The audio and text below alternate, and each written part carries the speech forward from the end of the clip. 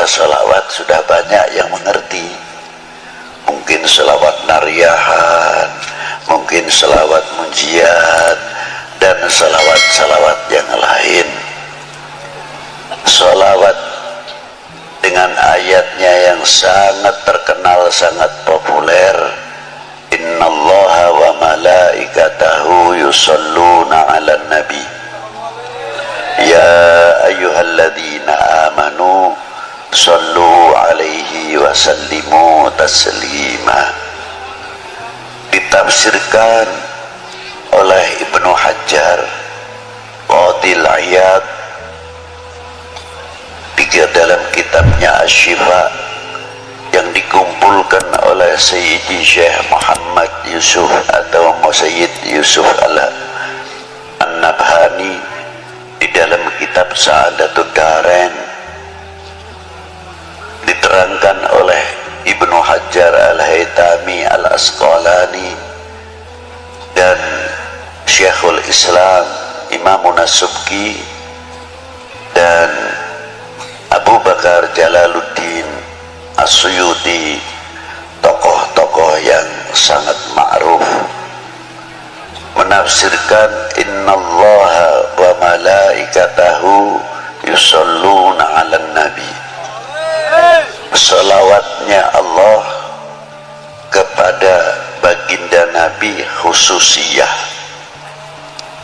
berbeda salawatnya Allah Ta'ala yang diberikan kepada nabi-nabi terdahulu sebelum Nabi kita Sayyidina Maulana Muhammad sallallahu alaihi wasallam.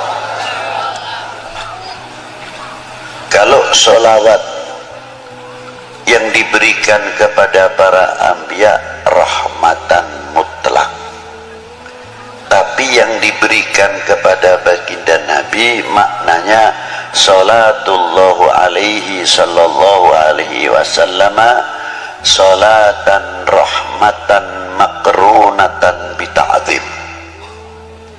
Berbeda sekali. Salawatnya Allah Ta'ala yang diberikan kepada baginda Nabi mengagungkan satu kehormatan yang luar biasa diberikan kepada baginda Nabi sallallahu alaihi wasallam. Lautan rahmat yang tiada bertepian,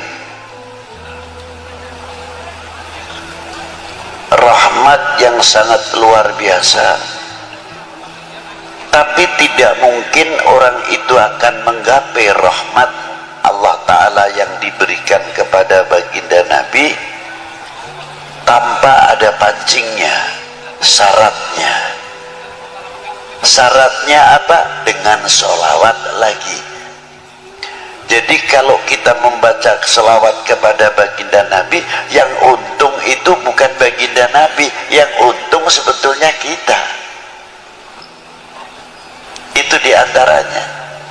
Jadi jangan bangga, jangan salah faham seolah-olah kita bisa mendoakan baginda Nabi. Tidak, dengan salawat itu justru mendapatkan doa baginda Nabi sallallahu alaihi wasallam. Buktinya apa? Di makam baginda Nabi sallallahu alaihi wasallam itu ada satu malaikat ila yaumil qiyamah yang menunggu makamnya Rasulullah, setiap hari menerima sholawatnya umatnya, disampaikan kepada Rasulullah.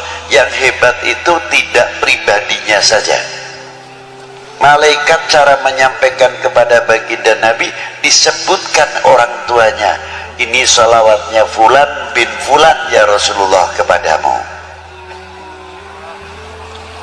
Jadi kalau kita ini mengangkat sholawat, walaupun yang bersalawat itu anak sendirian atau orang tua, aliasnya mengangkat kedua orang tuanya di hadapan baginda Nabi sallallahu alaihi wasallam dan mendapatkan rahmat. Yang mendapatkan rahmat bukan bukan si pembaca salawat saja, tapi kedua orang tuanya, karena disebut oleh malaikat tadi salawatnya fulan bin fulan ya Rasulullah. Kelihatannya sepele. Ma'asyiral muslimin rahimakumullah, takdimnya Allah subhanahu wa ta'ala makrunatan bita'dim, ada satu kandungan nilai-nilai akhlak yang luar biasa. Di antaranya apa? Allah ta'ala memberikan satu contoh nilai akhlak, nilai adab. Karena tadi makrunatan bita'dzim, apa di antaranya?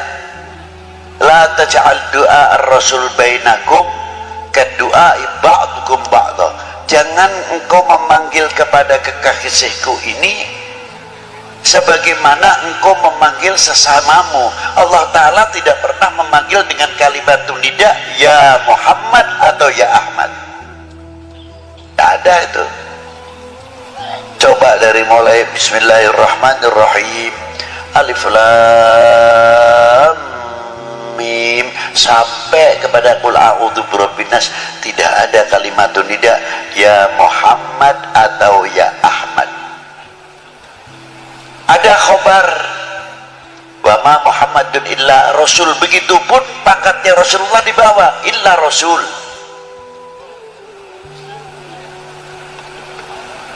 Ada akhir suratul Fatah Muhammadur Rasulullah walladzina ma'ahu asyidda'u 'alal kuffar ruhama bainahum tarahum ruk'an sujadan yabtaghuna fadlan minallahi wa ridwana. Disebut juga Muhammadur Rasulullah, pangkatnya di bawah. Ini khobar, bukan nida ya Muhammad, tidak. Tapi panggilan Allah Ta'ala yang langsung kepada baginda Nabi Shallallahu Alaihi Wasallam yang dipanggil apa?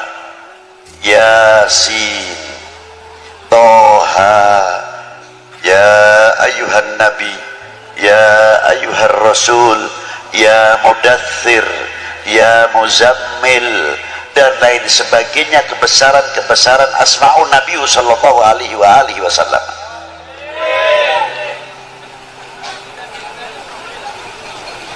Itu diantaranya.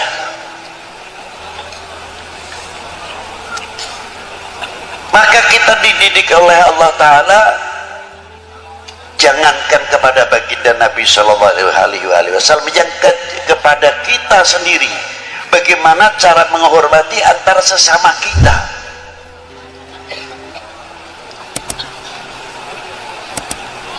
Ada bapak kepala desa, kita tahu namanya si A, umurnya jauh lebih tua saya, tapi beliau sudah mendapatkan kepercayaan oleh orang sedesa menjadi bapak kepala desa.